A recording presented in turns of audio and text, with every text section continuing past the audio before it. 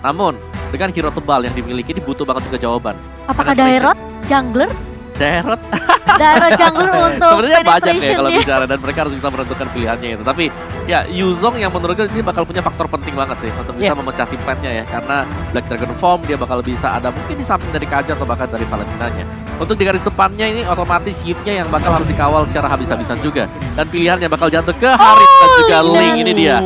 Assassin bersama dengan Gold Laner yang kembali muncul. Kehadiran dari Harit yang memang dengan zaman force-nya ini bakal merepotkan untuk tiap kali ada team fight. Real world manipulation ditutup lagi, dilapisi dengan ada zaman force akan buat lawan tidak akan bisa bergerak di dalam sana. Wow, ini sih slow sisinya banyak banget ya dari Echo Philippines. Mereka punya slow effect tentunya, mereka punya immobilize dari seorang Eve di sini dan bahkan dengan zaman force yang kita tahu dari seorang Harit bisa aja untuk ngejar ke arah backline-nya. Link di sini yang bisa dengan sangat amat mudah untuk mengejar ke arah backline juga, sementara Beatrix akan menjadi marksman pilihan terakhir yang mungkin bisa dibawa ke arah late game dari Occupytron. Tapi kalau dari segi laning sebenarnya EXP lainnya masih bisa untuk dimenangin sama Occupytron sih dari segi lapu-lapunya. Iya. Dan bahkan Beatrix bertemu dengan Harit mungkin masih bisa menang laning juga. Masih bisa sebenarnya asalkan babysitnya nggak terlalu besar ya dari kedua belah tim. Karena kalau misalkan udah ada babysit, apalagi dengan adanya Cho, wah itu Zaman Force bakal sangat-sangat mudah banget terpop up kepada Beatrix. Tapi ini dia player-player dan juga tadi ada 10 hero yang telah di-pick oleh kedua belah tim dari Echo Philippines dan juga pastinya Occupytron. Yang dimana ternyata trennya dari hari kemarin sampai sekarang masih berlangsung Om. No marksman, no problem. Ya, bisa digantikan dengan Mage ya sekarang. Iya, betul. Harit yang sudah mulai muncul juga sebagai bot laner kali ini. Iya, tapi kalau Harit mungkin lebih harus nunggu sampai ke arah mid late game ya. Biasanya dia harus nunggu untuk ada Feather of Heaven Itemnya dulu ya. Ada item 2 item baru ikut tim fight. Satu kunci untuk Echo sendiri sekarang adalah mereka punya mobilitas. Wow, oke kita bakal melihat seperti apa. Apakah mobilitas yang akan dimaksimalkan di match kali ini? Echo Philippines yang bertemu dengan tim Middle Asia kita yaitu Occupytron. Wah ini cukup menarik. Yang dimana sebenarnya ya aku suka sih draft dari Occupytron.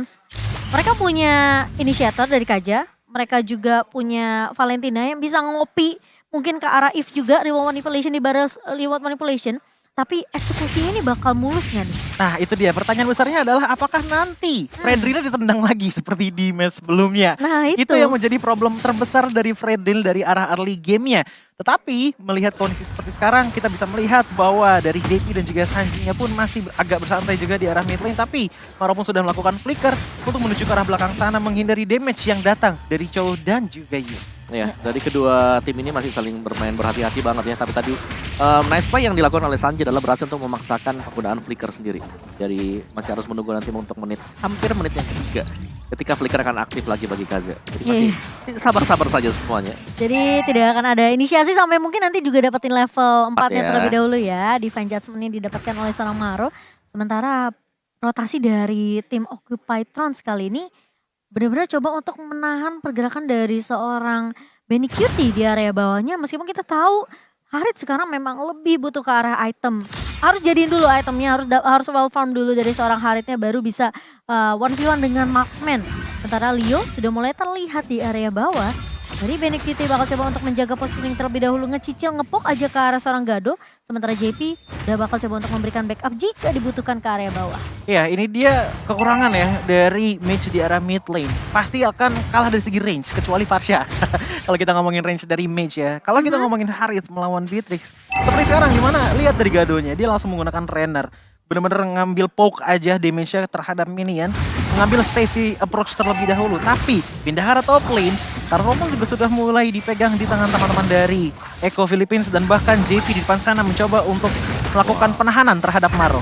Iya, sementara Turtle Slain by UBS Gold berhasil didapatkan oleh Echo Philippines tanpa ada kontes yang dilakukan juga sama Occupytron. Terlihat mereka mainnya lebih hati-hati kali ini dari Occupy. Mereka nggak mau terlalu gegabah sampai mungkin dapetnya informasi yang bisa dibilang ya ini ada bisa dicek satu. Tapi ternyata JP sudah ngebuka inisiasi terlebih dahulu dengan satu buah Dual Dragon. Sementara Maro masih punya flicker. Flickernya dipakai lagi setelah cooldown selesai. Akhirnya untungnya itu masih ada flicker yang udah selesai cooldownnya ya.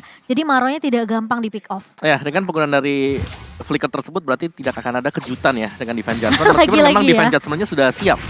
Sementara di area bawah kali ini Gado sepertinya akan menjadi first blood by Infinix di sini Choji. Ya, itu adalah first blood yang dibutuhkan banget untuk teman-teman dari Eko untuk seenggaknya mulai ada sedikit gap dari segi gold networknya. Tapi balik lagi tadi seperti yang Choji katakan bahwa kalau misalkan sampai ada roaming seperti itu dari Cho, apalagi dengan tendangannya, wah itu udah bakalan susah banget untuk ditahan, apalagi seperti sekarang di mana ada penarikan terhadap Kalsi dan ternyata junglernya lagi dan lagi ditumbangkan. Oh, tapi Sanford bakal coba untuk mendapatkan satu trade dengan Petrify yang sangat baik dan bahkan Black Dragon Form-nya mencuri double kill diamankan. Sementara Hulk kali ini mencoba untuk datang incar ke arah Sanji. Sanjinya masih bisa flicker tapi flicker reverse flicker. Hulk-nya berhasil untuk menumbangkan Sanji dan bahkan Sanford kali ini mencoba untuk mengejar, lihat pasif dari seorang Yuzong menghisap semua darah dari seorang Hulk. Hulk gak akan dikasih kesempatan namun ternyata tidak mau mengejar terlalu jauh Choji. Iya, ini benar-benar Benny Kitty pun tadi pede ya mengetahui bahwa dengan tidak adanya Divine Judgment dari KSG, dia langsung mencoba untuk mengambil ke arah gold shield turret yang ada di arah bottom lane, tapi pindah lagi ke mid lane. Lihat JP mencoba untuk menendang tapi ternyata dia yang justru tendang di tangan Fury 77. Iya, untung sempat di copy dan untungnya belum sempat ditendang sama seorang JP.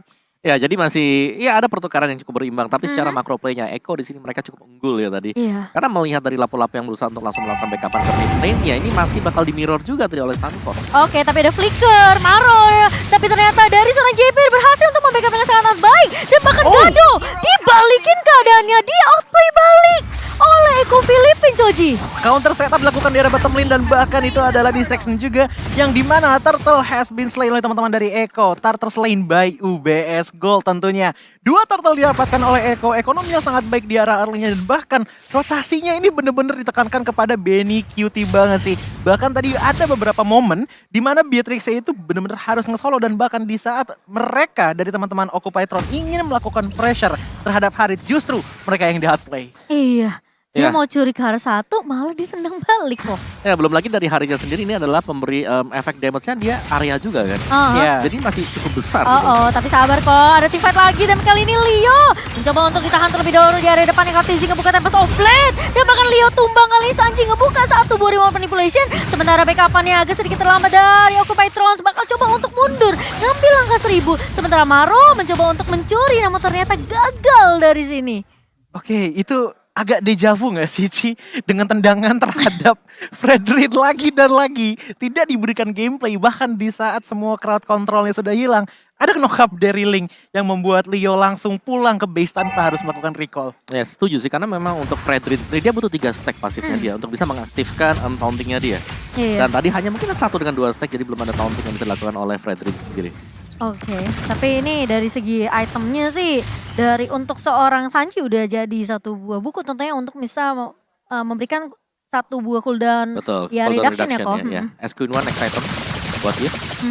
Tapi sepertinya dari JP bakal coba untuk ngebuka inisiasi, dibalaskan terlebih dahulu oleh seorang Fury dan bahkan JP-nya terpick off karena posisi dari Benny Kitty agak sedikit jauh. Sementara dari area mid, Hulk kali ini bermain terlalu jauh dan tidak mau harus tumbang di tangan seorang Sanji sembari Eko Filipin mereka bisa berhasil untuk dapetin turret objektifnya di area mid. JP ditukar di arah mid lane. Ini adalah pertukaran yang sangat-sangat baik untuk teman-teman dari Eko. Dan bahkan tadi Choji melihat dengan slow motion bahwa lapu-lapu ter-take down karena satu basic attack dari Sanji yang datang ke badannya, membuat pertukaran dari Occupytron sejauh ini masih belum ada yang menguntungkan. Apalagi di arah top lane dengan Yuzong langsung melakukan push ke arah top lane.